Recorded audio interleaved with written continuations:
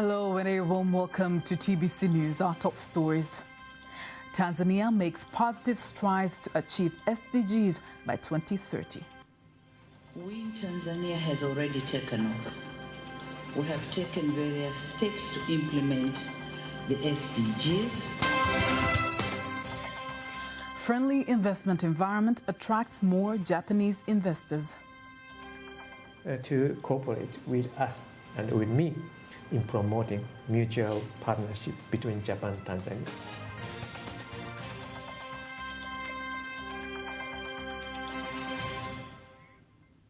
Good evening, I am Faithan Gaga. You can also follow us live via our YouTube channel, TBC Online. Also, get all the latest news through our Instagram, Facebook and Twitter pages at TBC Online. President Dr. Samia Suluhu Hassan says Tanzania has been doing a tremendous job in the implementation of the United Nations Sustainable Development Goals. She made the remarks in Dar es Salaam during the launch of the Africa Human Capital Heads of State Summit, calling for more international support to African countries to reach all the goals by 2030. Bakari Msuya has more details.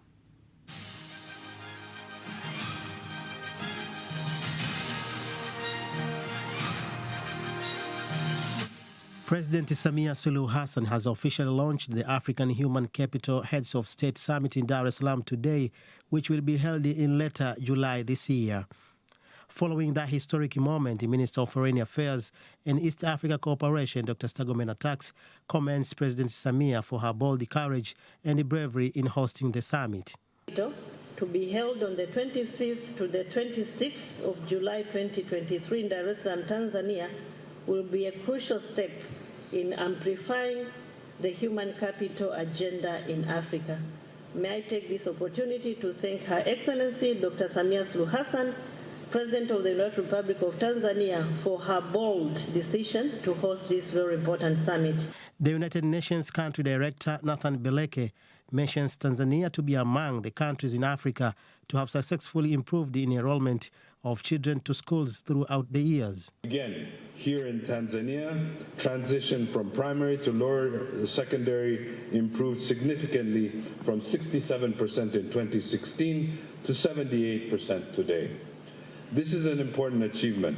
However, we can and must build on this progress and increase the quality and duration of learning so that young people are skilled and equipped to take advantages of today's and tomorrow's jobs and create opportunities for themselves and others. In welcoming President Samia to speak, Minister of Finance and Planning Dr. Mwigulu Nchemba says he believes the summit will result in the United Nations to scale up with its support to the African countries. Through this summit, I believe the World Bank will scale up the support to African countries and attract more development partners to support African states' progress in support for human capital development. Your Excellency, under your leadership, the government has been able to increase investment in health, education, skills, and life opportunities, which compounds to human capital investment. Then, President Samia, during her remarks, insisted that Tanzania is on course to realize sustainable development goals set by the United Nations, despite some bad reports on that matter. To affirm that we in Tanzania has already taken off. We have taken various steps to implement the SDGs. So we are now gaining momentum in implementation. All we need is being supported for our journey to prosperity to be safer and smooth, and to make sure that we are landing on the implementation of the SDGs. We are going to give detailed information during the summit in July.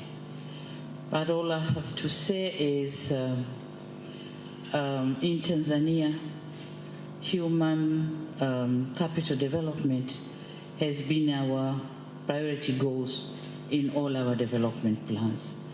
So we are not as bad as the situation is explained in various reports. We have done a tremendous job, and we are continuing. We need support for us to be able to go smoothly and gently. United Nations report shows that African countries are still facing challenges in meeting sustainable development goals related to human capital, in particular in the areas like education, health, and social protection. Bakari Msuya, TBC. The Vice President, Dr. Philip Mpango, directs banking institutions in the country to set up a friendly system to support small-scale miners, fishermen and livestock keepers with loans as one way to facilitate economic growth for Tanzanians. Dr. Mpango was opening the CRDB Bank Shareholders Seminar in Arusha, insisting that banking institutions should invest more in youth, women and in rural areas to stimulate development and economic growth. Benki za biashara yafaa ziendelee kuhakikisha zinazingatia ufanisi katika utendaji. Commercial banks should continue to pursue efficiency in performance, including reducing operation costs and increasing the use of IT.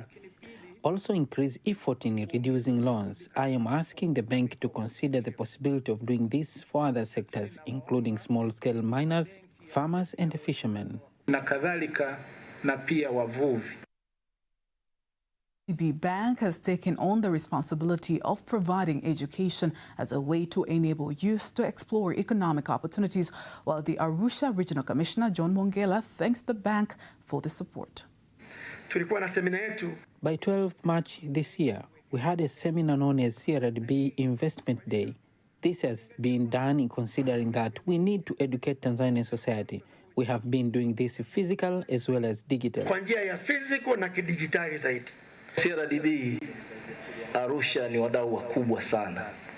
Arusha is a very big stakeholder of CRDB. Let us welcome all the stakeholders who have attended this meeting and assure them that we will do our best to ensure that your stay here is peaceful and that you achieve the goal that gathered you here. The shareholders seminar is being held a day before the general meeting, which is expected to be held on May 20th this year. In other news, the Japanese ambassador to Tanzania, Yasushi Misawa, says the Tanzanian government should anticipate more investors from Japan who have been attracted by a conducive environment for investments created by the sixth-term government. He mentions political stability in the country, high population growth, abundant natural resources, increasing labor force and market expansion to be key factors to captivate more investors. Nasser Kingu reports. Ambassador Misawa has been in the country hardly for a year, but he has done a remarkable job to connect these two countries, that is Japan and Tanzania. As a matter of fact, this road that I'm going to use is the intersection between Mwenge and Morocco, has been built to its completion under great support of Japan. Another bridge that I'll pass through before I reach the Japanese embassy here in Tanzania, that is Salenda Bridge, has been built to its completion and expansion in 1980s under great support of Japan. At me and His Excellency Misawa will have a lot to talk about today. As the sixth-term government embarks on improving economic diplomacy, creating conducive environment for investments, Ambassador Misawa says he's optimistic that the number of Japanese companies investing in Tanzania will increase year after year. I believe that strengthened business partnership between Japan and Tanzania will significantly benefit both countries. From this point of view, I would like to ask the government, business community, and people of Tanzania to cooperate with us and with me in promoting mutual partnership between Japan and Tanzania.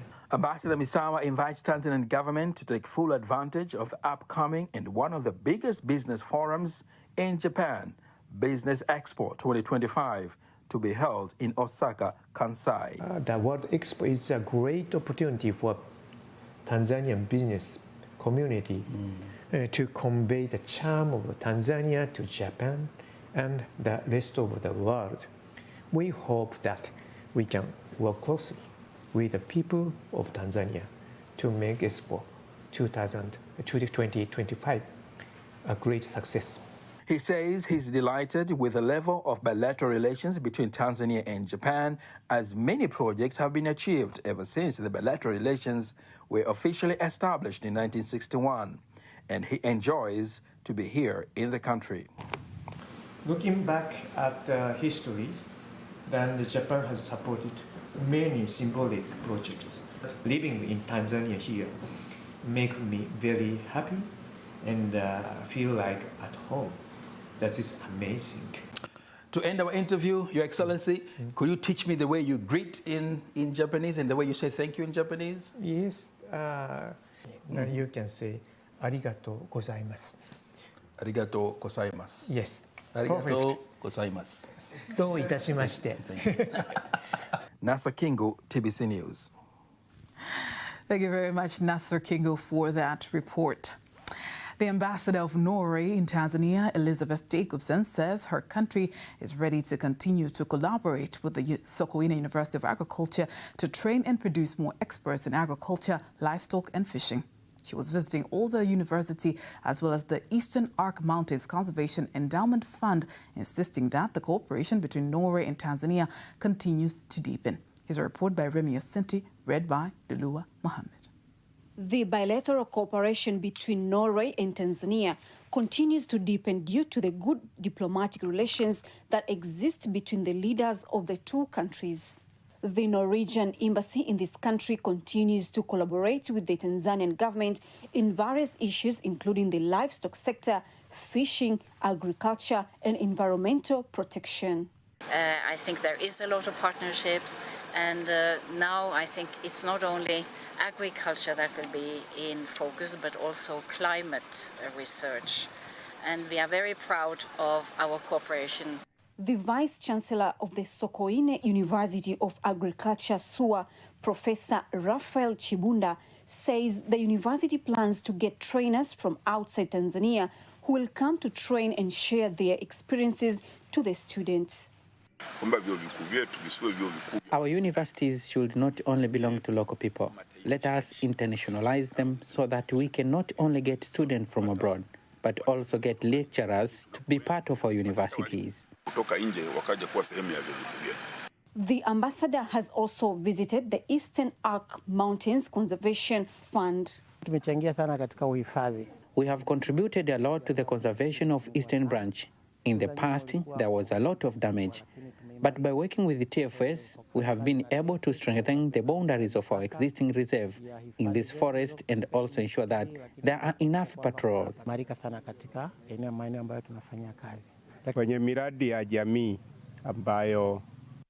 We fund community projects in all the councils where the conservation areas are located to eliminate the reason for people to invade the forest and provide them with alternative sources for their needs.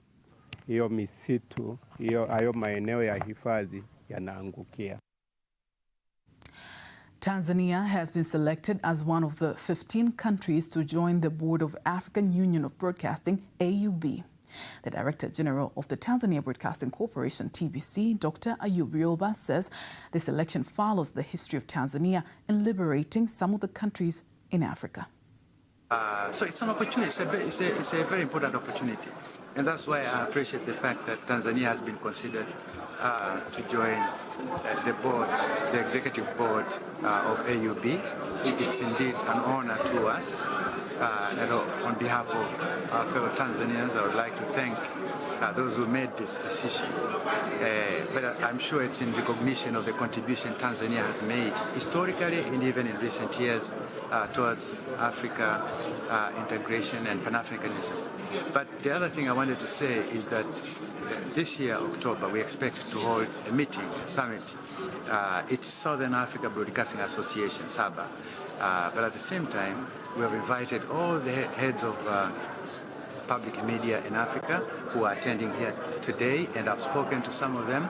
They are enthusiastic. They are looking forward to coming to Tanzania, Zanzibar, because this will take place in Zanzibar around October. So we're looking forward to having a similar summit where issues of common interest will be discussed. The president of the African Union of Broadcasting, AUB, who is also the Director General of the Broadcasting Corporation of Rwanda, Arthur Asiimwe, says AUB has welcomed private media to join the union, while the host of the meeting, who is also the Director General of the Voice of Nigeria, Dr. Osite Okechukwu, insists media in Africa should maximize on social media to reach young people. The AUB is a union that groups together African broadcasters. It is to be a union of public broadcasters, the TBCs of this world.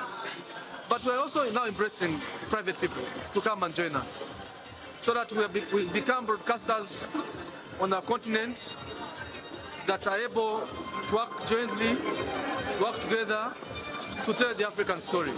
We were in social media trying to reach the youth of the world. Fair entertainment, sports. And the good thing is that we are lucky that we have a good partnership with Tanzania Broadcasting Corporation. Your DG, Dr. was in our place, and we had a mutual understanding that Swahili language will help us to train.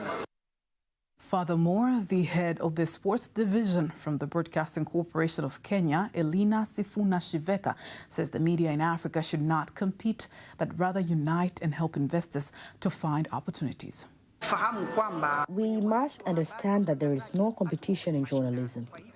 Therefore, digitalization and the old broadcasting rooms where broadcasting was done before are all there for the benefit of the people. A 5-day meeting of media owners in Africa is being held in Nigeria this year. Moving on, the Acting Director of Trade and Promotion of the Tanzania Trade Development Authority, TanTrade, Fortunatus Mhembe, says more than 14 countries with a total of 112 companies have confirmed their participation in the 47th Dar es Salaam International Trade Fair, famously known as Sabasaba, which is expected to start from June 27th to July 13th, aiming to attract 30 countries. Rehema Sababili reports.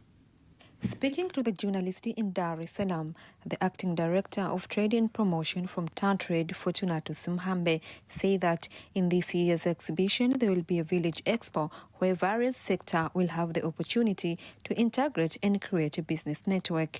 We'll be having the expo, Sabasaba Expo Village.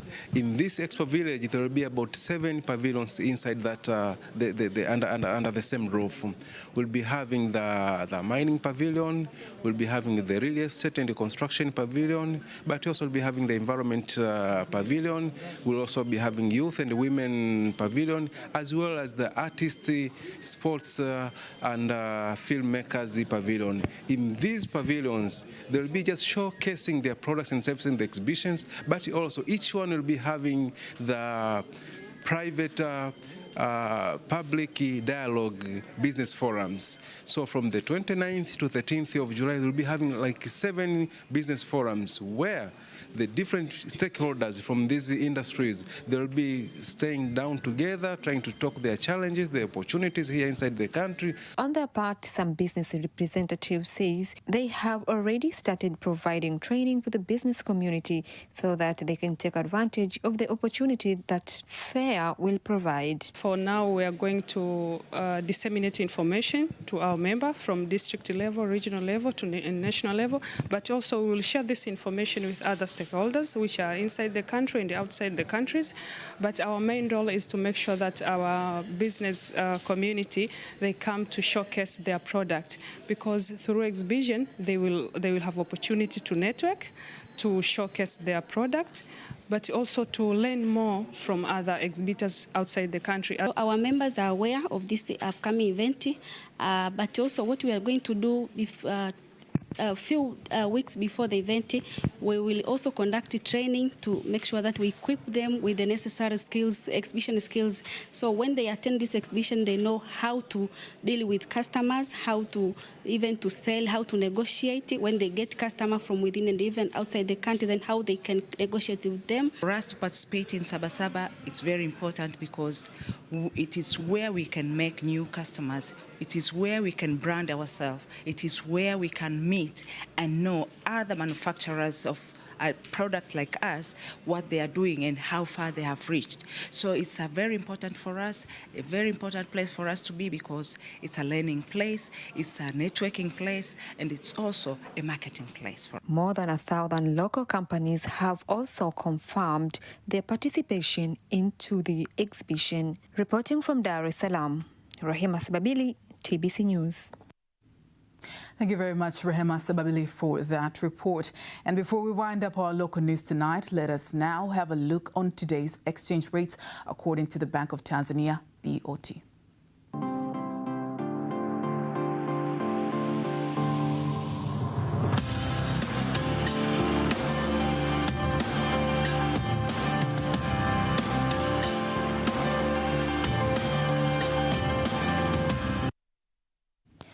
Don't miss TBC News every weekday to know all the latest in exchange rates. Time now for all the latest in international news.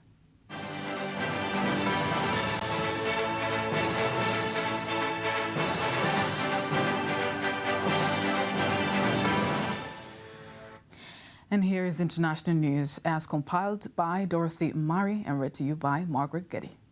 Sudan's Army Chief General Abdel Fattah al-Burhan has sacked his deputy and paramilitary Rapid Support Forces, RSF, Commander Mohamed Hamdan Dagalo. Both General Burhan and Dagalo have served as a chairman and deputy of the ruling Sovereign Council, respectively, since the October 2021 military coup. In a decree released today, General Burhan appointed former rebel leader Malik Agar as his deputy.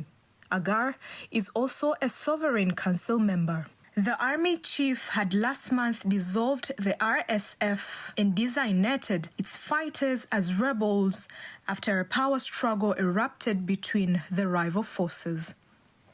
Police in Nigeria's Anambra State say they have arrested 2 suspects who they believe are linked to the Tuesday's attack on a United States convoy. Police say 7 people were killed in the attack. Among them, 3 were U.S. consulate officials and 4 were police escorts. No U.S. citizen was killed, but 2 of the U.S. consulate officials in the convoy are still missing. About 1/5 of all prisoners in Zimbabwe were released on Thursday under a presidential amnesty. A total of 4,270 inmates were let out, according to the country's correctional service, which described the reprieve as a noble gesture by the president. The move brings down overcrowding in the country's more than 50 detention centers, which have capacity of about 17,000 people, but held more than 22 before the amnesty. Zimbabwe Prison and Correctional Service spokesperson Meya Kayenzi says the amnesty is not about decongestion. The amnesty was granted to various categories of prisoners, including those who have served at least 3/4 of their sentence. The G7 leaders who are meeting in Hiroshima, Japan, have agreed on new sanctions that will starve Russia of G7 technology, industrial equipment, and services that support in war. That was all the latest in international news. In sports news, the Executive Secretary of the Tanzania Film Board, Dr. Kiago Kilonzo, says they will continue to use local artists as ambassadors to promote film industry in the country. Speaking after announcing movie stars Jacqueline Wolper and Gabo Zigamba as their film board ambassadors, Dr. Kilonzo adds that the two will carry the responsibility to educate film artists as well as promoting the local film industry into international levels. Our ambassadors will help us in different events. There is a lot of things they can do for the institution. Speaking on behalf of the film board and the film sector at large, we had our ambassador, but we decided to add more for the betterment of film industry in the country. Wolper and Gabo join Yvonne Cherie as the Tanzania Film Board ambassadors to foster the promotion of the film industry in Tanzania and abroad.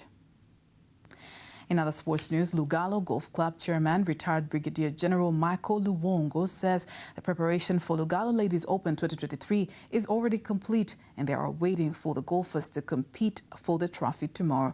The retired Brigadier General Luwongo calls on women golfers to showcase their talents as the tournament will be used to select Tanzania golf women national team ready for international competition. Ikumbukwe kuwa Club ya Lugalo. It should be remembered that Lugalo Golf Club is developing every day. The club has also many members who are women and they play golf. That is why we have prepared the tournament so as to give them chance of developing their talents. Wanachama wa club na ni wachezaji. Women golfers from different golf clubs in the country will participate in Lugalo Ladies Open 2023 and the winner will be awarded different prizes.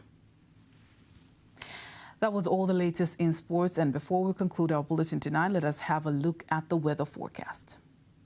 Zangasa, by starting with that in most parts of the northern coast. And for tonight, it is our expectation that areas of Kagera and Mara are expected to feature partly cloudy condition, thunder showers over a few areas. The remaining part of the country for tonight is expected to feature partly cloudy condition. For tomorrow, it is our expectation thunder showers over a few areas. Over Arusha, Kilimanjaro, Pemba and Unguja ISOs, we expected to have partly cloudy condition, light rain showers over a few areas. The remaining part of the country for tomorrow is expected to feature partly cloudy condition. And now let's take a look on the 4 days weather. Very much for watching. I am Faida Ngaga. Good night and have a lovely weekend.